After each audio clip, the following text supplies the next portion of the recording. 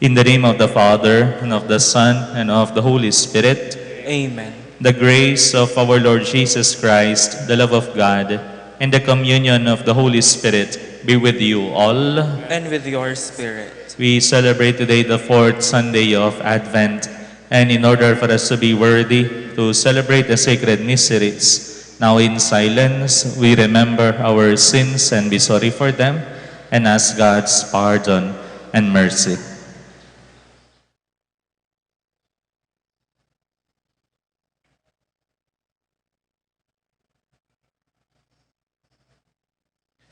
You were sent to heal the contrite of heart. Lord, have mercy. Lord, have mercy. You came to call sinners. Christ, have mercy. Christ, have mercy. You are seated at the right hand of the Father to intercede for us. Lord, have mercy. Lord, have mercy. May Almighty God have mercy on us, forgive us our sins, and bring us to everlasting life. Amen. Let us pray. Pour forth, we beseech you, O Lord, your grace into our hearts, that we, to whom the incarnation of Christ your Son was made known by the message of an angel, may by his passion and cross be brought to the glory of his resurrection, who lives and reigns with you in the unity of the Holy Spirit, God, forever and ever. Amen.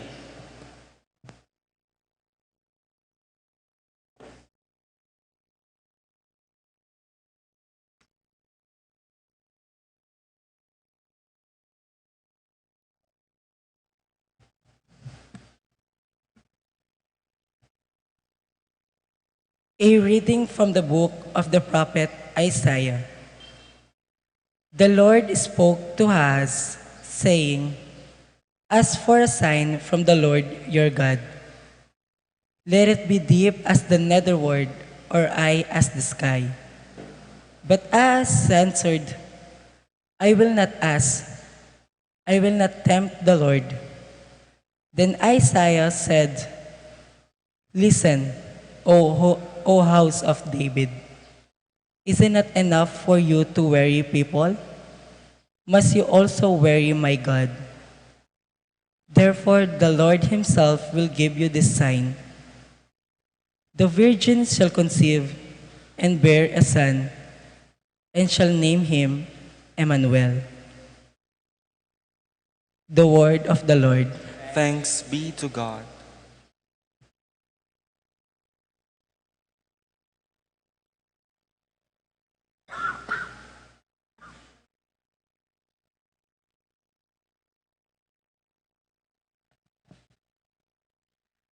Responsorial Psalm. Let the Lord enter, he is the King of glory. Let all sing together.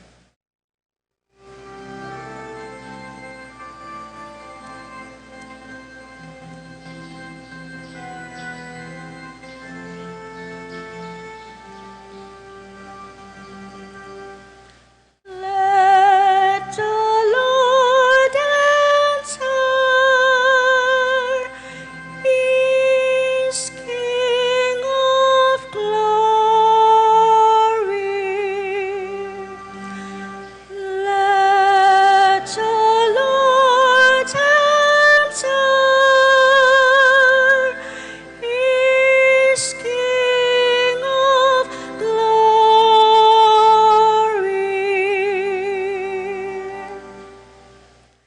The Lord's are the earth and its fullness, the world and those who dwell in it.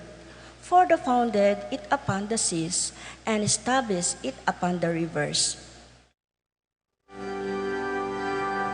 Let the Lord enter, he is King of glory.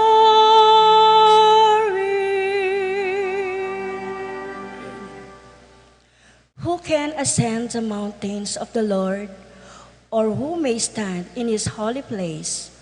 One whose hands are sinless, whose heart is clean, who desires not what is vain. Let the Lord enter,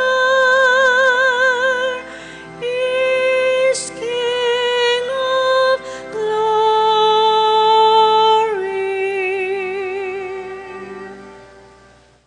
He shall receive a blessing from the Lord, a reward from God his Savior. Such is the race that seeks for him, that seeks the face of the God of Jacob. Let the Lord enter, he is King of glory. Let the Lord enter, he is King of glory.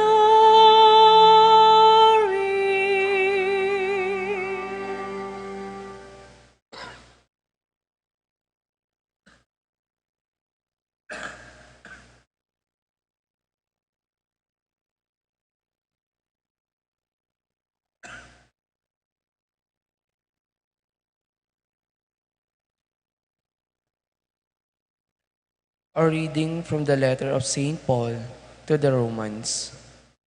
Paul, a slave of Christ Jesus, called to be an apostle and set apart for the gospel of God, which he promised previously through his prophets in the Holy Scriptures. The gospel about his son, descendants from David, according to the flesh, but established as Son of God in power, according to the Spirit of holiness, through resurrection from the dead, Jesus Christ our Lord. Through him, we have received the grace of apostleship to bring about the obedience of faith for the sake of his name among all the Gentiles, among who are you also, who are called to belong to Jesus Christ. To all the beloved of God in Rome, called to be holy, grace to you and peace of God our Father and the Lord Jesus Christ. The word of the Lord. Thanks be to God.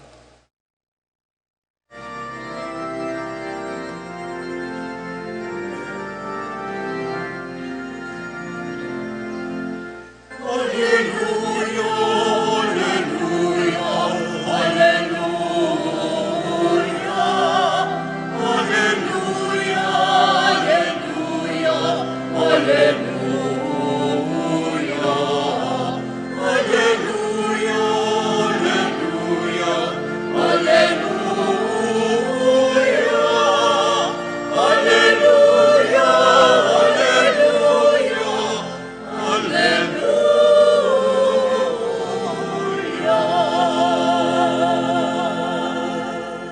The virgin shall conceive and bear a son, and they shall name him Emmanuel.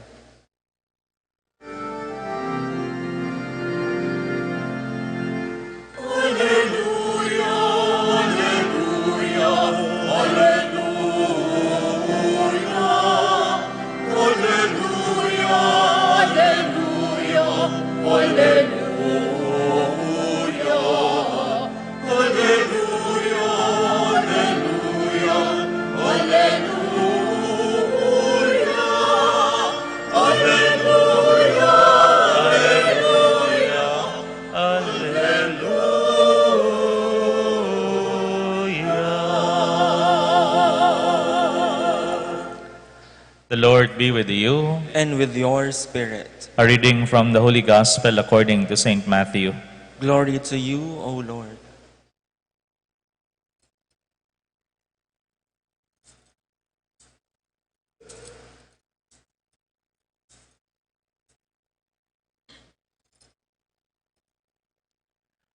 This is how the birth of Jesus came about.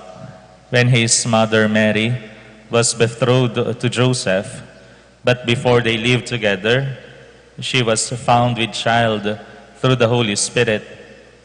Joseph, her husband, since he was a righteous man, yet unwilling to expose her to shame, decided to divorce her quietly. Such was his intention when, behold, the angel of the Lord appeared to him in a dream and said, Joseph, son of David, do not be afraid to take Mary your wife into your home, for it is through the Holy Spirit that this child has been conceived in her. She will bear a son, and you are to name him Jesus, because he will save his people from their sins. All this took place to fulfill what the Lord had said through the prophet, Behold, the virgin shall conceive and bear a son, and they shall name him Emmanuel, which means God is with us. When Joseph awoke, he did as the angel of the Lord had commanded him, and took his wife into his home. The Gospel of the Lord. Praise to you, Lord Jesus Christ. Good morning, my dear sisters and brothers. We are on the fourth Sunday of Advent, the last Sunday before the celebration of the Christmas season. Within the Advent season, we have 4 Sundays, and this will be the last. And the candle of love there. The violet one is lighted today, the candle of love. What are the 4 candles that symbolize 4 Sundays of Advent? Hope, peace, joy, and the love. The love of God surpassing all things. The love of God immeasurable. The love of God that He gave His only begotten Son for us to save us, because God loves us so much. And in today's Gospel, we heard the account on how the angel Gabriel appeared in the dream of Joseph. Joseph, the husband of Mary. And when Joseph found out that her wife is already bearing a son in her womb, he decided to divorce her quietly. Bangkanita lang ng pisasabihan, kawanyan ko niya mong lihim, king katahimikan. Mambanganita hala na mong maragul, kamarinayan lunto, king ka na akong asawa, o sige, o iniyak ko, kawanyan ko niya mong lihim. And that is the right thing to do. Ito mo yung gustong dapat gawan na ning metong lalaki makatangong castle king metong babaying milam na bayula pa miyabe. That is the right thing to do. And Joseph only chose the right thing to do. Ngapin buong buo na king lub na ing kawanyane iting asawa na Maria. But then again, God intervened in the angel Gabriel.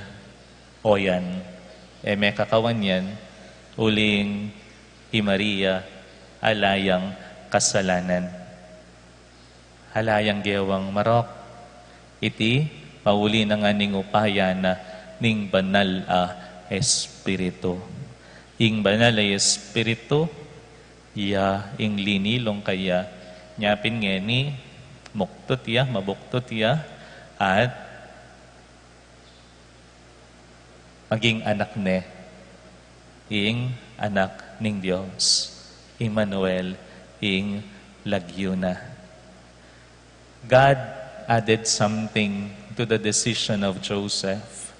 Baloyo po, ing lagyong Joseph, king Hebrew, it means in English, God adds. God adds. God adds. Now, the decision of Joseph in his life to carry out this kawani na kang Maria, God did add up something to his decision. That is the divine mystery. A mystery that even Joseph cannot fully understand, but he submitted himself to the will of God. He listened to the message of God. God did add something into the life of Joseph, and that is the divine assistance, the divine mystery. Hala nang sabi-sabi pa, hala nang kutang-kutang pa, kagising na, opo Gino, maminto ko king kaburian mo. Uling balo ng Jose, iti makasawop mo naman, baan kanita, iya, mipalapit yaking Gino, at maging dalan, ban mibayit ing kaligtasan, kareng balang metong karela, lalo na karelang Hudyo. It is the will of God, and Joseph willed it as well, that he, yan, ti parana, ing kaburiana, ning Gino. Nung lalawan tamo po, Joseph is also a good listener of God's word. Not only Mary, but also Joseph. Yasaya namang makiramdam, king amano ning Gino. At balo na namang ti paraniti, king Biena. Like Mary, like Joseph, we are called to imitate them. Ketang karelang pamakiramdam, king amano ning Gino, uling sigurado, at tinyang idagdag ing Diyos, king bieta mo. Itang regalo, eta mo, asahan, ipagkalub na. Joseph, iyang meging tatang na ning talapagligtas, and he enjoys that title. Something added up into his human condition, that he became the father of the Savior. For this fourth Sunday of Advent, we can truly say that we love God if we know how to listen to His words, if we know how to be faithful to His commands, if we know how to show it concretely in our daily works. I can say I love God, but I do not follow Him. You can say, you love God, number one yung Ginoo, kimbi ako, pero kalwal mo kening pisamban, kaya ka pa mo rin tutok ng king pamanyira mo, king kalupa mong tao. Pwede mong sabihan, number one yung Ginoo, king biyeko, pero, o yani ka pa mo rin, mabibiye king kasalanan. We can say that, but a stronger conviction that we can show is that we are doing what we are professing. We do love God because we know we are following His words, like Joseph, like Mary, to become instruments of His love, service, peace, joy to every people. We ask the intercession of Saint Joseph in a way that he might help us to be like him, to be closer to God, to follow God's will daily. Emo po tang bisata mo, nune, aldoldo, king pamibyebye, tamo. We ask Saint Joseph, the righteous man, the Holy Father of Jesus, that we may be able to imitate Him. Amen.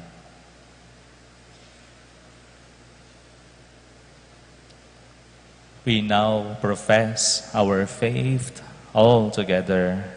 I believe in one God, the Father Almighty, maker of heaven and earth, of all things visible and invisible. I believe in one Lord Jesus Christ, the only begotten Son of God, born of the Father before all ages, God from God, light from light, true God from true God, begotten, not made, consubstantial with the Father. Through Him all things were made. For us men and for our salvation, He came down from heaven, and by the Holy Spirit was incarnate of the Virgin Mary and became man. For our sake He was crucified under Pontius Pilate. He suffered death and was buried, and rose again on the third day in accordance with the Scriptures. He ascended into heaven and is seated at the right hand of the Father. He will come again in glory to judge the living and the dead, and His kingdom will have no end. I believe in the Holy Spirit, the Lord, the giver of life, who proceeds from the Father and the Son, who with the Father and the Son is adored and glorified, who has spoken through the prophets. I believe in one holy, Catholic, and Apostolic Church. I confess one baptism for the forgiveness of sins, and I look forward to the resurrection of the dead and the life of the world to come. Amen.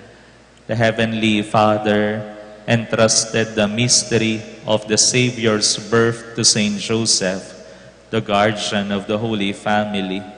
Let us pray that following the example of Joseph, we may mirror the love of the Heavenly Father here on earth. Loving Father, hear our prayer. Loving Father, hear our prayer. May the Pope, Bishop, and clergy, like Saint Joseph, mirror God's fatherly care for the people entrusted to their pastoral ministry. We pray. Loving Father, hear our prayer. May government officials and civic leaders act like responsible guardians in providing the needs of the people, keeping them safe, and enhancing their development. We pray. Loving Father, hear our prayer. May fathers turn to the Lord in moment of difficulties and dream of a bright future for their children. We pray. Loving Father, hear our prayer. May the candle of love on this fourth Sunday of Advent inspire us to share this love with our family and friends, but especially with those in most need of it. We pray. Loving Father, hear our prayer. May Saint Joseph, patron of dying, help those who are about to pass from this life and direct them to the vision of the Lord Jesus. We pray. Loving Father, hear our prayer. Let us pray for the urgent concern of our community and our personal intentions. We pray. Loving Father, hear our prayer. Loving Father, you made Saint Joseph the guardian of the Redeemer. Through his intercession, watch over the family redeemed by the blood of your Son, Jesus Christ our Lord, who lives and reigns forever and ever. Amen.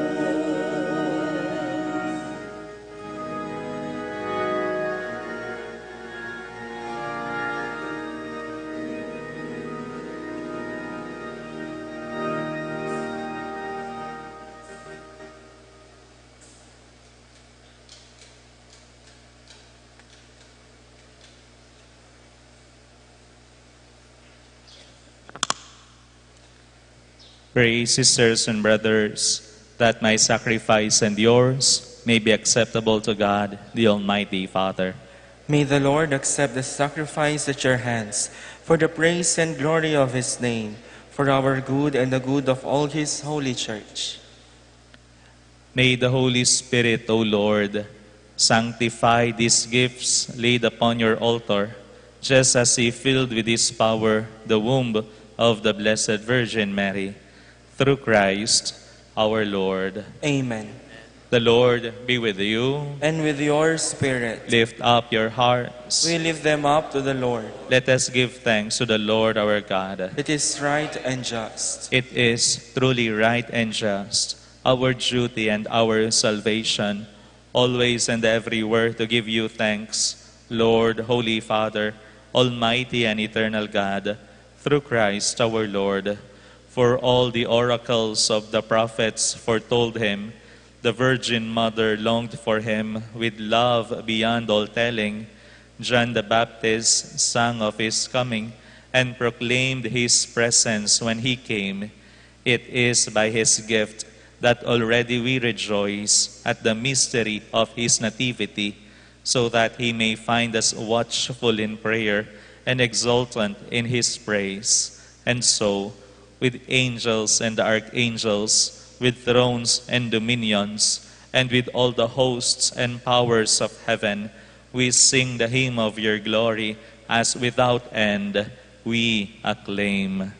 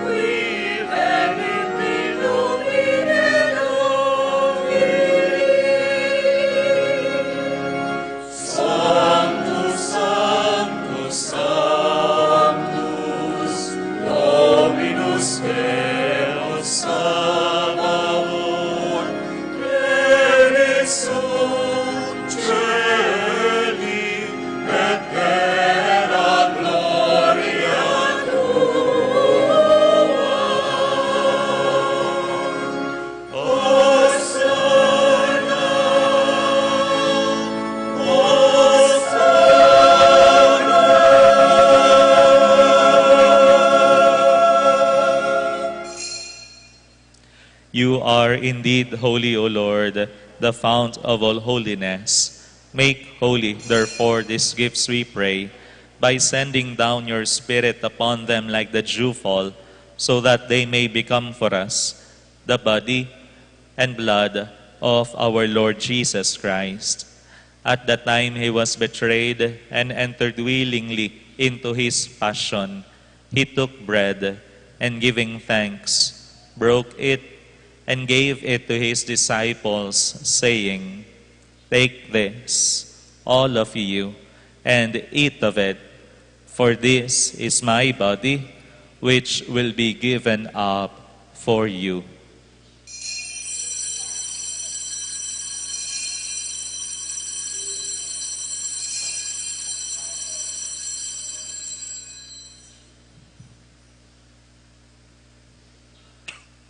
In a similar way, when supper was ended, he took the chalice, and once more giving thanks, he gave it to his disciples, saying, "Take this, all of you, and drink from it, for this is the chalice of my blood, the blood of the new and eternal covenant, which will be poured out for you and for many, for the forgiveness of sins.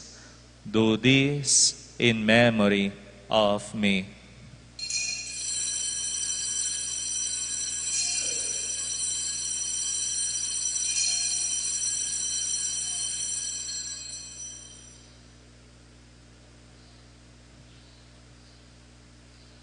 The mystery of faith.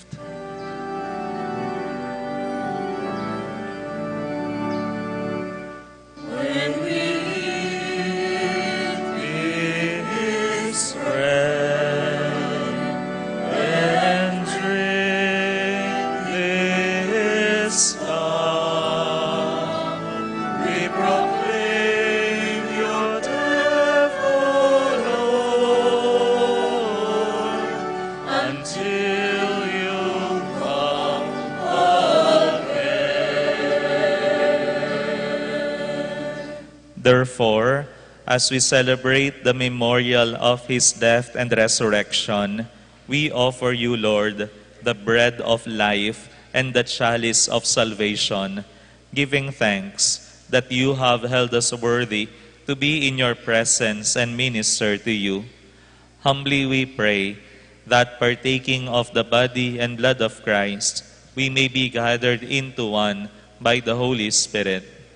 Remember, Lord, your church spread throughout the world, and bring her to the fullness of charity, together with Leo, our Pope, Florentino, our Bishop, Paciano, our Bishop Emeritus, the order of bishops, and all the clergy, especially Father Eloy, our parish priest. Remember also our brothers and sisters who have fallen asleep in the hope of the resurrection, and all who have died in your mercy. Welcome them into the light of your face. Have mercy on us all, we pray, that with the Blessed Virgin Mary, Mother of God, with Blessed Joseph, her spouse, with the blessed apostles and all the saints who have pleased you throughout the ages, we may merit to be co-heirs to eternal life, and may praise and glorify you through your Son, Jesus Christ. Through him, and with him, and in him, O God, Almighty Father, in the unity of the Holy Spirit, all glory and honor is yours forever and ever.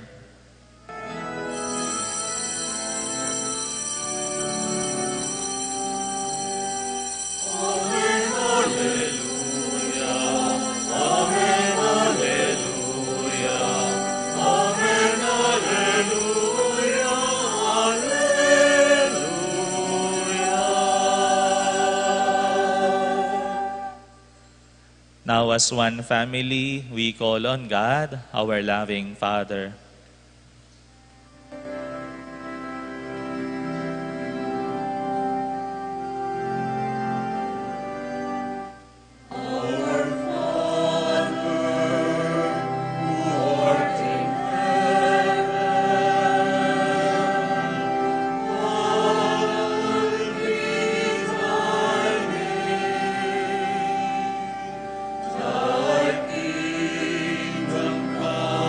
Thy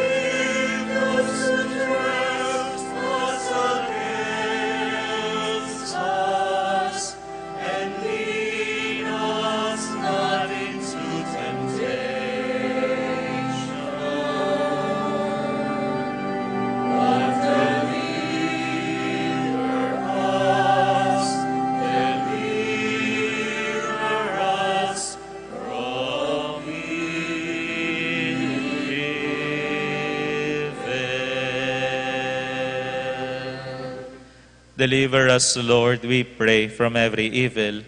Graciously grant peace in our days, that by the help of your mercy we may be always free from sin and safe from all distress, as we await the blessed hope and the coming of our Savior, Jesus Christ. For the kingdom, the power, and the glory are yours, now and forever. Lord Jesus Christ, who said to your apostles, "Peace I leave you, my peace I give you," look not on our sins, but on the faith of your church, and graciously grant her peace and unity in accordance with your will, who live and reign forever and ever. Amen. The peace of the Lord be with you always. And with your spirit. Let us offer each other the sign of peace. Peace po.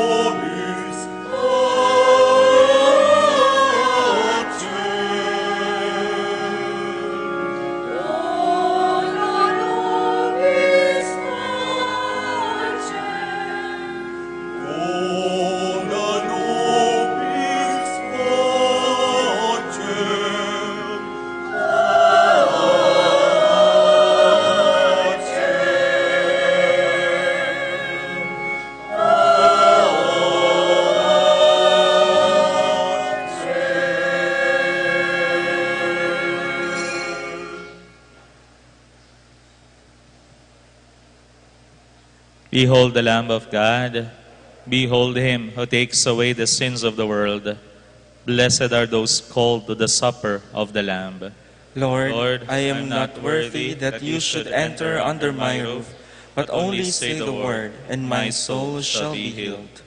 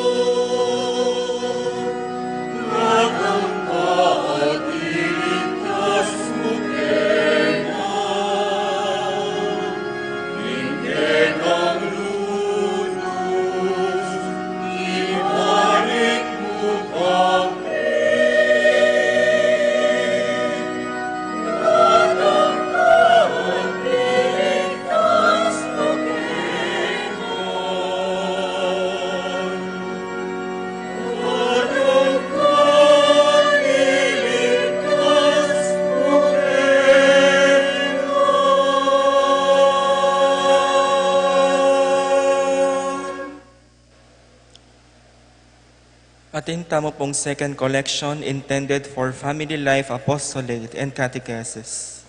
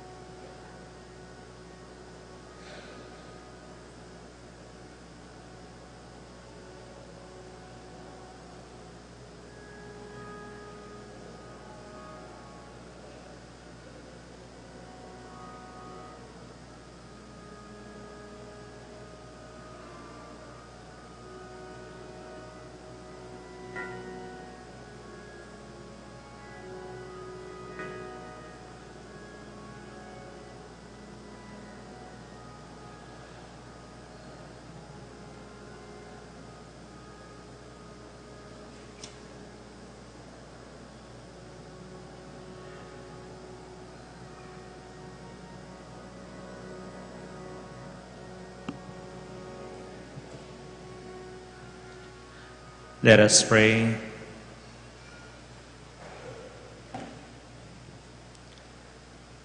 Having received this pledge of eternal redemption, we pray, Almighty God, that as the feast day of our salvation draws ever nearer, so we may press forward all the more eagerly to the worthy celebration of the mystery of your Son's nativity, who lives and reigns forever and ever. Amen.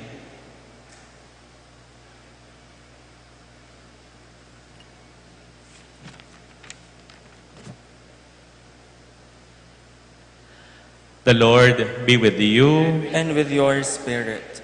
Bow your heads and pray for God's blessing. May the Almighty and merciful God, by whose grace you have placed your faith in the first coming of His only begotten Son, and yearn for His coming again, sanctify you by the radiance of Christ's advent, and enrich you with His blessings now and forever. Amen. As you run the race of this present life, may He make you firm in faith, joyful in hope, and active in charity forever and ever. Amen. So that rejoicing now with devotion at the Redeemer's coming in the flesh, you may be endowed with the rich reward of eternal life when He comes again in majesty forever and ever. Amen. And may Almighty God bless all of you together with your families, in the name of the Father, and of the Son, and of the Holy Spirit. Amen. The Eucharist is now offered. Go in peace. Thanks be to God.